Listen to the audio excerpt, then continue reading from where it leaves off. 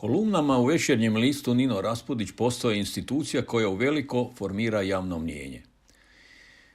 Zato je i njegova društvena odgovornost velika, kao i opasnost da čitatelji koji su neupućeni u neke složenije teme ne izvedu krive zaključke. Upravo tako nešto se i dogodilo u posljednjoj kolumni od 6. prosinca u kojoj je pokušao analizirati OECD-ove PISA testove. Kao na primjer školstvo Izraela, koje je kao i USA školstvo singularni slučaj ovakvim analizama. Zašto je tome tako? Zato što su ta školstva posebna u odnosu na europsko školstvo. Bit cijele priče je zapravo u tome što postoji značajna korelacija između rezultata na PISA testovima i tehnološkog razvoja u pojedinim zemljama.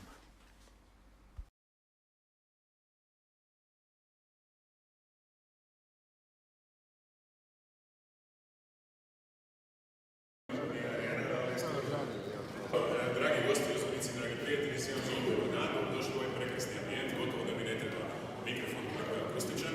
Onda ćemo čuti kasnije i vaša pitanja, neće mi treba možda bežični mikrofon. Dobrodošli dakle na središnje predstavljanje zbirke kolumni sveučilišnog profesora, britkog komentatora hrvatske političke zbilje, Zmaja od Peraka, koja je napisao pisac pregovora ovdje, njegov kolega komentator Borislav Ristić, Nine Raspudića. Vjerujem da ste do sad shvatili turistički negdje, u smislu da se i pokaže vrijednost i ljepota i Hrvatske, i hrvatskog naroda i tradicije. Kasnije je nestalo sluha za te stvari.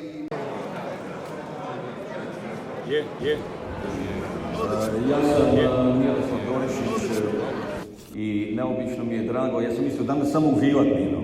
Međutim, kako se ja sa tvojim kolumnama uvijek slažem, a i moji prijatelji, i ti si zaista postao institucija, a pogotovo što se tiče formiranja javnog mnijenja.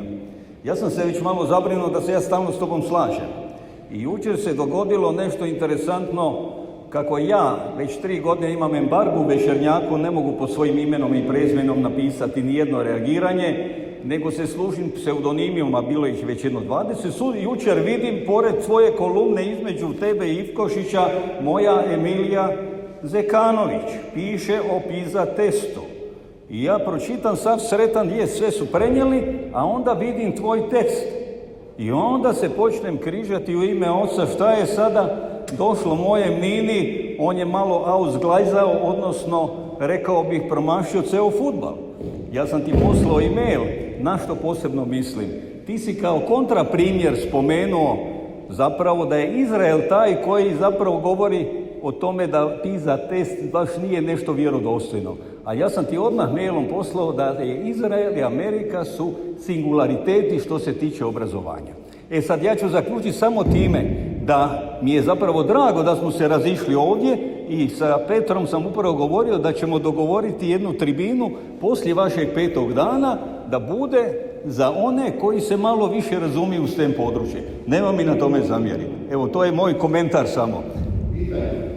A pitanje je da li ćete napraviti u 5. danu da se čuje i glas stemovaca.